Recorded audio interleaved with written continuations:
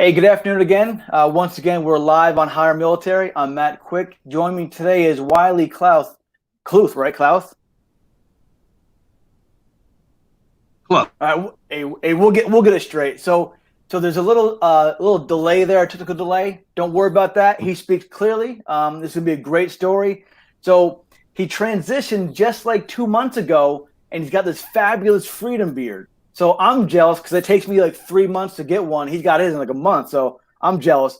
But Wiley, he transitioned. He was enlisted. He was an officer in the Army, and he's worked at the White House for the Vice President, Joint Staff. Hey, I'm excited to get him on and talk about why he joined the military, the transition life, because he had some great jobs. So, hey, so Wiley, tell us about why you joined the military and what was like for you as you transition from enlisted to office to transition, all that stuff. Welcome. All right. Thanks, Matt.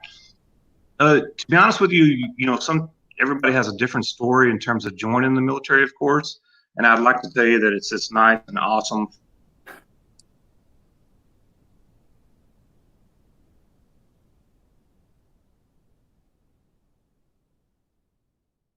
It looks like we're getting some delay here. During that journey, I basically just decided that a particular point in my life wasn't the right thing for me at that time. And so I looked at a few different options. Had Air Force, Army, Navy. My dad was Navy, and so I looked at all of these different recruiters. And it's kind of funny the things that a recruiter sells you on. I had a '64 Chevy truck that was my dad's, and of course I was playing college basketball. And so the recruiter told me all about how every post has an Army auto craft shop where you can take your car and you can have all these tools that you can access and you can do your own restoration to your vehicle. And then he told me about how the Army has an all-Army basketball team. So really, it's not this great, patriotic story. I could play basketball and I could work on my car. And at that, I came from a little bit of a challenged childhood in terms of finances and things like that. So it was just a good opportunity for me, and I didn't really know what I wanted to do. And so if you don't know what you want to do, I don't know that you can beat the military. And so I entered the Army with little to no college education. I joined the E1 private because I didn't know better to be able to get the E2 to E3. So I was oblivious to that kind of stuff. Showed up at Fort McClellan, Alabama as a private to do military police school, which was OSET, so it was basic and AIT combined. And then still was thinking, what did I get myself into? I remember thinking like I need to call my mom and tell her, hey, I think I made the wrong decision. I need to come back home. But I was raised in a rural part of West Texas, and so it's a lot of things that were rooted into me ethically and morally. Like when you say you're going to do something, you do it. You don't quit. And I got that initial phase, and then I finished out, obviously my military police school, and then went from there. As I started to go in that first couple of years, that's really when I started to transition from this guy who didn't know what he wanted to do, and more importantly, didn't know what he was capable of doing. Initially, I limited myself a lot in my own mind. I didn't apply for things or didn't even dream big enough.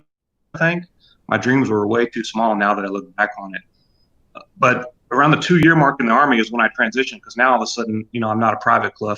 Now I've got soldiers that I'm responsible for, and I'm starting to realize capable of. It doesn't matter where I came from, that my parents weren't rich, fancy college. Yeah, I'm just as capable of anybody else. The only difference between us is how much am I willing to sacrifice to achieve my goals.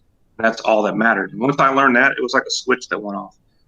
And then from that point, I started applying for a special type of job, special types of. So that led me all the way to 2002 when I'm a civil affairs team sergeant in my second MOS, and my company commander comes to me and says, hey, Clough, I think you should apply for a Green to Gold scholarship. it's not bad. At that point, I'm like, I don't. A lot of responsibility. I don't know that I'm capable of being an officer, and that was mine still. But he's like, no, you have all the qualities, all the attributes. And so I filled out the application, assuming that they're not going to select me. And then lo and behold, a month later I got selected. And so I went to college back in Texas. And the good thing for me was, well, the first year I was there, I did a 2-year scholarship. So I entered ROTC as a junior, and they made me a squad leader. And so I showed up there with my BDUs still on that had staff sergeant rank on them, like a real staff sergeant rank. And so he's like, "Hey, you're going to be a cadet squad leader." I'm like, "Okay, well, that's pretty easy and not a big deal." But then my senior year, I selected to be the cadet battalion commander. And so that was really important to me, because now all of a sudden I was kind of taken out of my comfort and my familiarity. And now you have the responsibility for this entire program. I think really crucial and key to my transition from enlisted to officer. But I show up as a platoon leader, and here I am. I got branched as a signal officer, and so I got sent to the 4th Infantry Division and was made the platoon leader of the Combat Aviation Brigade. And I got to my unit, and it was a unit that didn't exist, and so I was the first member of my platoon. Oh, wow. And so I got all the additional duties that you can imagine. The NBC officer, the physical security officer. Well, it's Hood new. made me the funeral Take it detail all, right? OIC for a month. So Wow. right. So I was the only officer. So you played college basketball. You come in the Army. First of all, how tall are you? You're playing college basketball. You're eating good? I was decent. I'm 6'5", and at that time I was 6'5", 220. So good, pretty good athletic white kid. So you're like a Karl Malone then, right? Back in the days. I mean, in high school, you could probably speak to college, and of course the disparity in competition is a lot less. But yeah, I was a guy that could kind of go inside outside, which was a good thing. So you're doing it all. So college basketball player, you join the military, you become an MP, then you transition to officer corps, and from the officer corps, it seems like your career really took off, right?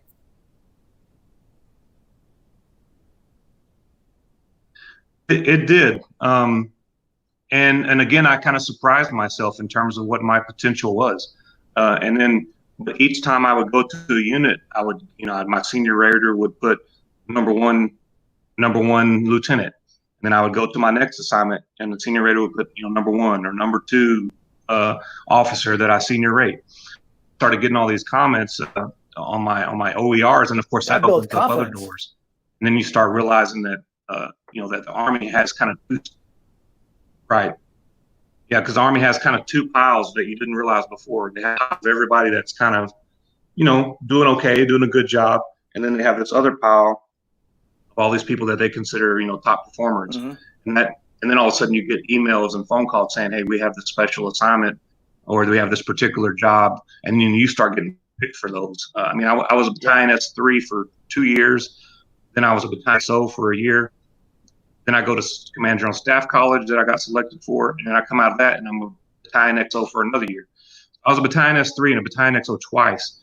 And normally as an officer, you're lucky to get one of those once, and I got it 3 times. And so that showed me that the Army had a lot of confidence in me, obviously. So for our civilian counterparts out there watching this right now, can you explain to them what a Battalion XO and a Battalion or Brigade S3 actually does? Yeah. My apologies. Should have did that up front. Basically, a Battalion S3, if you're looking at it from corporate America, that's like your director of operations. And so anything that's going on within that particular organization. Now, when I was a Battalion S3, that was what they call an OCT battalion or an regiment, which meant that we had a 5-state region that we were responsible for, where we would go out and observe, coach, teach, and train, and eventually certify Reserve and National Guard units before they would deploy. So I had an organization of about 500 people, but it was a very senior organization. A lot of people that had been in the military a long time. But I was responsible for all of the day-to-day operations that would occur within that unit as the Battalion S3, or the Director of Operations would be equivalent.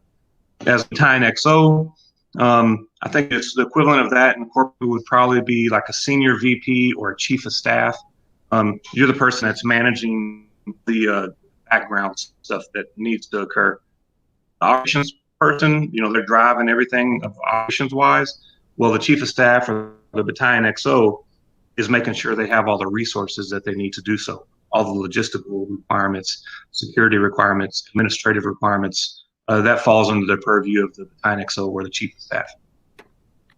So an XO or battalion S3, I mean, that's an important job, and employers out there that see this know that a Wylie is really a top-notch person, and he's had these important roles in the past. So I want to transition now because I'm excited to know, how did you get selected, or how did you get assigned to the White House Communication Agency and work for the Vice President?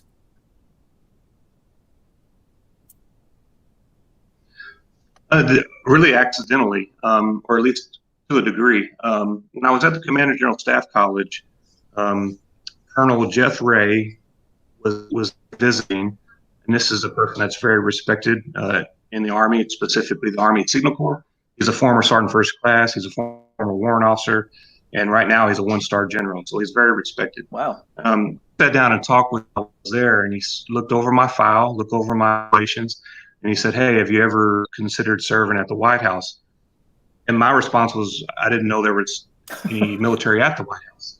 And so he basically gave me a kind of an unclassified brief of what they do, could apply, and so forth, if I would be interested in it. And then I kind of left it at that. But I did have interest, and I went home and talked to my wife about it, because it is a commitment. Yes, it's a standing job, and it takes about 6 to 8 months to go through the selection process. So you have to commit to it. And so I ended up, most people don't know, but when you're a major and you go to the Commander General Staff College, this is the first time your brigade commanders come to Fort Leavenworth to recruit like their battalion S3s, their battalion XOs. And so I ended up committing to that particular White House Communications Agency, not knowing whether I would get selected or not. So I turned down a couple of jobs, and that's why I took the job in Kuwait, because it was a 1-year tour and it kind of fit perfectly the timeline.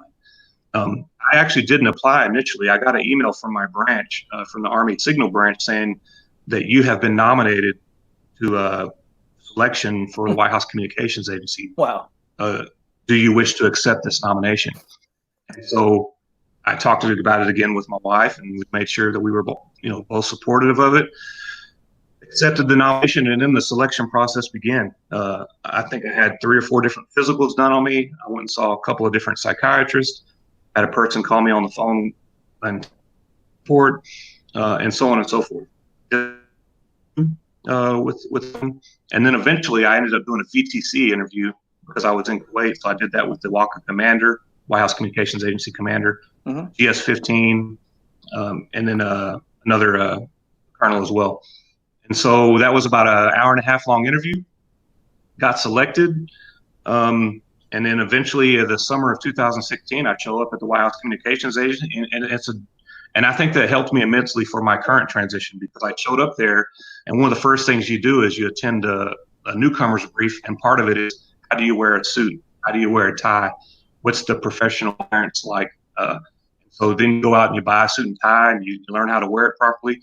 And no longer was I Major Clough, I was Wylie. And no longer was Staff Sergeant Jones, he was Jim.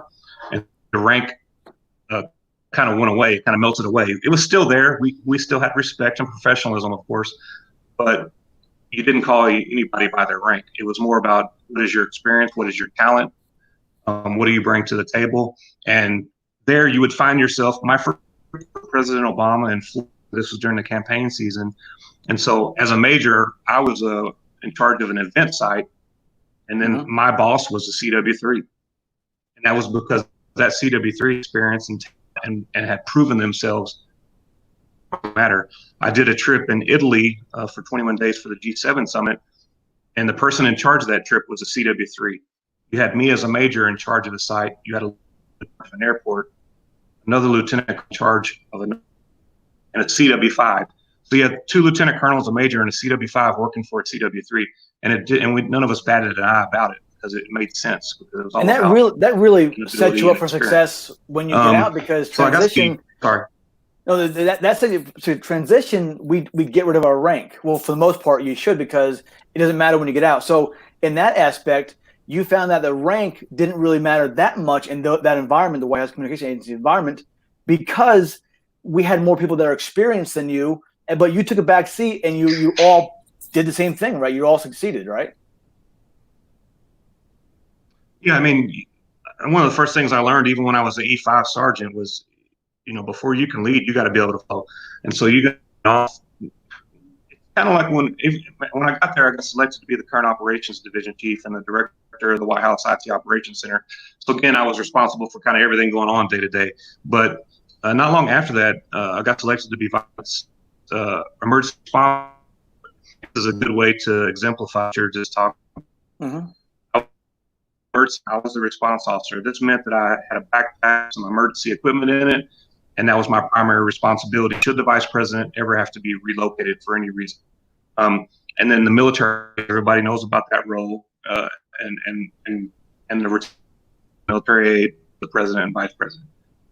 And then you have a doctor or a medical professional, Mm-hmm. and then you have a special agent in charge for the secret. That's your first reaction team. And what you were just describing in terms of when you lead or when you follow in that team, if it was a communication or a communications problem, or everybody looked to me. They looked to me for my expertise and my experience, and they relied heavily upon me. If it was a question about medical, if the vice president had some type of medical problem, all three of us turned to that medical professional and entrusted and empowered them to make the decision. And we followed them. They led that mission. If it was a security issue, then we all went to the special agent in charge of the Secret Service, and we followed him with complete trust. And that's just an example of how it's not necessarily about position or rank. It's about expertise and experience and knowledge and knowing when to, I can be the boss of somebody. I can have a team, and one of my team members can be leading the team and not me for a particular mission or experience, because they have the knowledge and experience to do so. And then me as a leader, I've got to be able to step aside and step back and let them do so. And I don't always have to be up front, holding the guide on, leading the charge. And that's great advice right there. And I think more people need to hear that and really absorb that, because it's important, especially during military transition. You lose that rank. You have to rely on your knowledge, skills, and abilities now to get you to where you want to be, and networking, of course. But hey, so let's transition now to your military transition. Why did you decide to retire or separate, and how's the transition process going for you so far? Yeah, really, when I think about why I transitioned, I had accomplished the goals I set out. My goals were never rank based. I mean, obviously, I joined the Army as an E1 and I retired as an 04, so that's 11. I wore 11 ranks, but those ranks were never my goals. That wasn't my career ambitions. It was more about doing a certain job and getting an opportunity to lead. And honestly, after I served at the White House, I felt like I had achieved everything that I had set out to do. I would say. and I also had other things in the back of my mind. I also had other things in the back of my mind that I didn't want to regret. I always had a curiosity about American, even a federal GS position at a high level.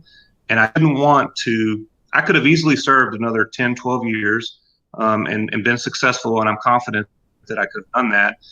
But I would have always wondered, well, could I have done this as well? Could I have been successful in this other environment? Because I'm confident that the things that made me successful in the military have very little to do with a lot of the hard skills that I possess. It's more about the soft skills that I possess in terms of my leadership qualities and the way I communicate with people, the way I care about people. So those things translate very easily, in my opinion, to any sector. And those are the things that I'm confident in. And so I had completed everything that I wanted to do. I actually ended up serving years, which kind of comes back to a sense of duty. I was ready to retire after the White House. I had already got my packet ready to go and submit. And then I was asked if I would go over to the Pentagon and do some work there for a year gap. I said, I'll do that for you, and that'll also allow me to do my retirement classes. And then I get there, and I'm about 6 months into that, and I get a phone call from Walter, I was a sergeant, who's now the Army staff, who says, hey, we just had a gap come open and we need a representative to FEMA in Denton, Texas, to be responsible for the DoD response for Wow. disasters and emergencies across a 5-state region. Can you give me a year? And so again, I basically extended my career 2 years because I'm a team player. Obviously, yeah. And I don't regret that. I gained a lot of experience, especially with FEMA. Gained a lot of emergency management, disaster response experience, and the opportunity to help people in their their lowest point. That's always rewarding. So I was glad I took the job. That's good. So are you going to stay in the Texas area now that you transitioned? I am. My wife's actually from San Antonio originally, and so that's the main reason we picked San Antonio as our. I'm originally from West Texas, a little small town, a little kind of Air Force town. But yeah, Texas is our home. The economy's doing well here. The job market's good. Also, living is low comparatively speaking to a lot of places, and it's our home. This is where our family is, and so that was a big part of my retirement too. Was I felt my heart pulling me back closer to family because nobody's getting younger, and I don't want to wait and see all of my relatives just because I'm attending a funeral once a year. And I wanted to be able to time with them. Yeah, so now it's quality of life with a family, which is so important. So you can probably find a job quickly in San Antonio. Have you started looking yet, and have you had any feelers out there? And how's that working for you now that transition? Because your story with your experience, it's phenomenal. I don't know why you're not turning down offers right now. Yeah, and I think one of my limiting factors is obviously location. Mm-hmm. People always, it's three things that matter when it comes time to your transition or your career. Where do you want to work? What do you want to do? And how much money do you want to make? Well, the most important thing for me is where do I want to work? And that's San Antonio. So that limits me to a degree. San Antonio is a pretty fertile job market, whether you're talking government jobs or corporate, but it's not Washington, D.C. It's not Seattle. So it is a little bit less than those. But I've received job offers, but a lot of them are like, hey, would you out job in Austin? Hey, I'd love this position would be great for you in DC. Would you take it? And so those are the ones that I've turned down, especially in the beginning. But here, I had a couple of actually interviews so I was impacted by the pandemic because I did an interview and I was selected, and then the position was frozen. And so that has happened to me. So I have been, I guess, a victim of that. But at the same time, I've also been a little bit picky. What I learned from people before me is they said, most people tend to take first thing smoking, and then they end up not happy, and they end up transitioning into another job 6 years. And I didn't want to do that. And so it's important to me that wherever I end up working is as a culture and a climate that aligns with my own, and especially one that values its team. Mm-hmm. Important to me. I've got a couple of, I tell you this, I learned some lessons early on. I filled out a bunch of applications before I ever knew about properly tailoring your resume. Here I am, 25 years in the Army, and I'm just an idiot sometimes as well. And so I sent all these applications out. I thought, oh man, served at the White House and had, responsible for hundreds of soldiers and all this kind of stuff. They're going to be like, everybody's going to be jumping all over me. Of course. And it was crickets. I didn't get a single phone call. I would get an email back, and I could tell it didn't come from a human being. And that's when I started educating myself much better about, ATS system, things like that. And so I started tailoring my resume. I started utilizing the website JobScan and making sure that I had the right keywords. And then right after that, I started getting a lot of response. I started getting phone calls. I started getting follow-ups and interviews. But in my search, actually, that stuff's important, but I would say my LinkedIn profile has been the most important because my resume has found its way to people's hands that I never emailed or I never contacted. And that's a power of LinkedIn IT right there. corporation, one of the largest in the world. Correct.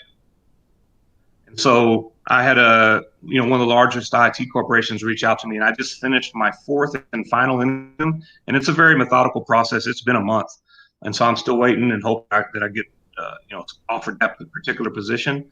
But then I was also offered a federal job just based off the fact that somebody saw my profile.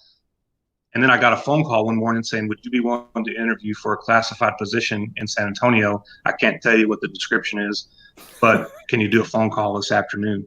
And so I did a phone call, and all they did was go over some of my experience, and they asked me about my leadership philosophy and some of my basic principles and things such as that. Really nothing technical or nothing specific to a job. And then a week later, I'm being offered the position. So things that are kind of examples of how LinkedIn. I'm fortunate, you know, Mike, my first sergeant in Afghanistan. So I've been fortunate to have him, you know, as someone that I could follow and watch and learn from. And now you broke up right there real fast, Wylie. Can you repeat who's your platoon sergeant in Iraq or Afghanistan?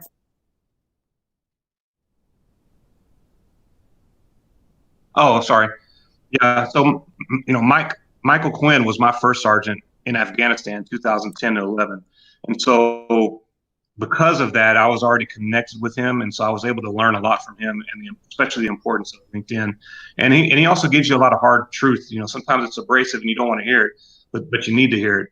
Yeah. So learning very quickly that, hey, nobody owes me anything. The fact that I'm a veteran, that people say thank you for your service, and maybe they have some veterans programs within a corporation and so on and so forth. Don't come out here expecting people to just give you handouts, because they can't just hire every veteran because they want to be, you know, thanking everybody for their service. They can't. You still got to be a good fit, and then at some point they're still taking a risk too, and they're risking money. Oh, definitely, yeah.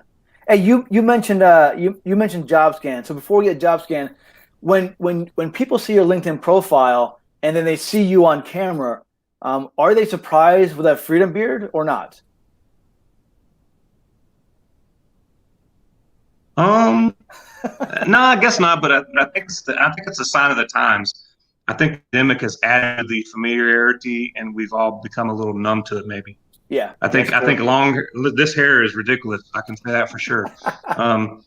This is probably the longest my hair has ever been in my life.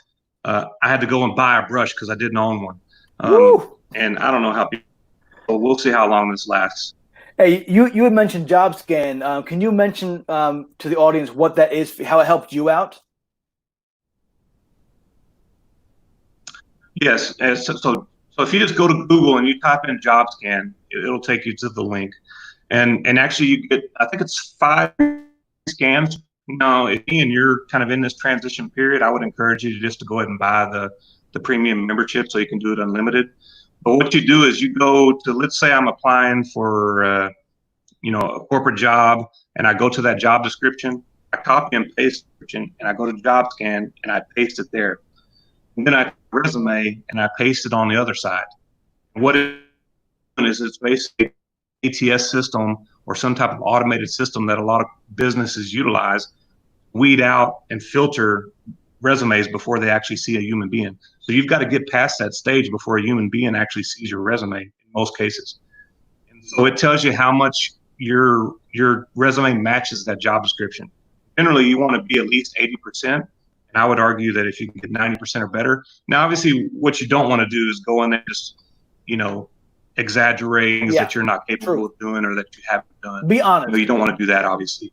But there are a lot of things that we all have done. Yeah, be honest. But there are a lot of things that we've done in certain positions. For this job, we highlight this sector. Otherwise, it's more important to highlight what I did. So you're basically just pulling out things and highlighting them to the top so that those can be seen and so those can match that job description.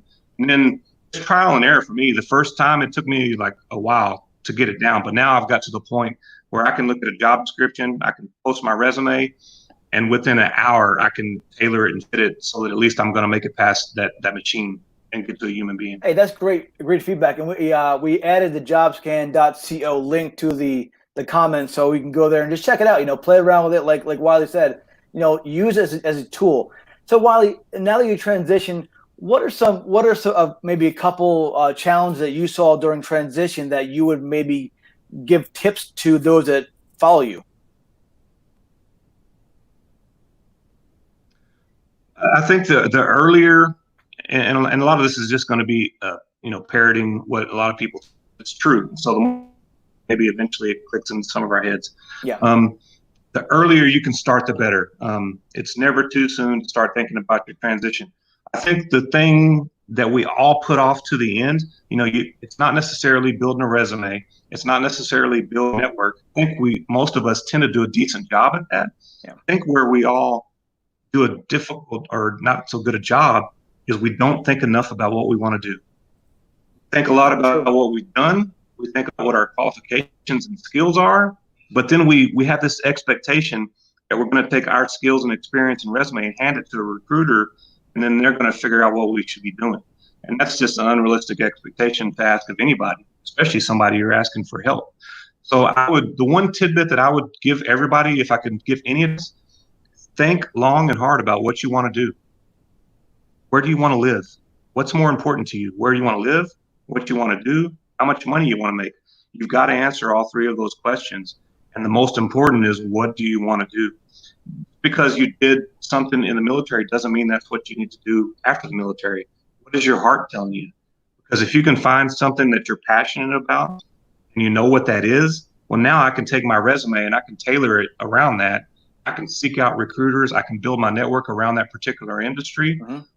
And I'm good to go. I'm not having to answer that question. So many times I would call a mentor and the first question they would ask me is, what do you want to do? And if they're having to answer that for me, then I'm failing them. I really got to know what I want to do before they can't really help that takes a lot of reflection. Unless you know what you want to do. Yeah, and it's not easy. It wasn't easy for me. I had to really sit, and I considered actually a few different career options that were completely different. I finally took everything into consideration. What are my family needs? What are my needs? Where do we want to live? All of that matters, because I can say that I want to be, I don't know, I could say a profession, but I want to live in a place where that profession doesn't exist. So this stuff has to be thought through. Yeah, that's true. That's true. So what is next for Wylie? So you have job offers now. So are you set for the next phase in your transition to get a new career?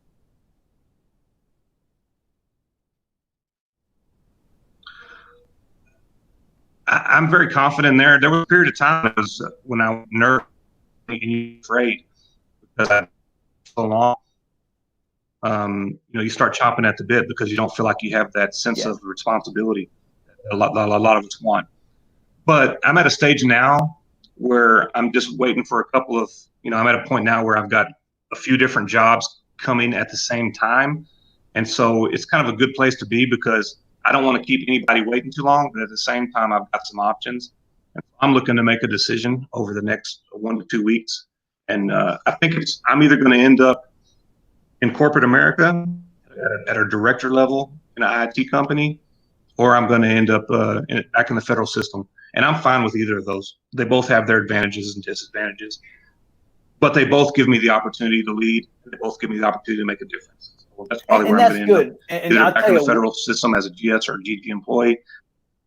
I know I'm excited to see, from your start transition to where you're going to end up. I know I'm excited to see that, because you're the type of person that's not going to just transition and forget about things. You're going to transition and pull more people along with you. That's what I see Wylie's all about. And if I'm wrong, I'm wrong, but that's what I see so far. So we look forward to reading more about your stories.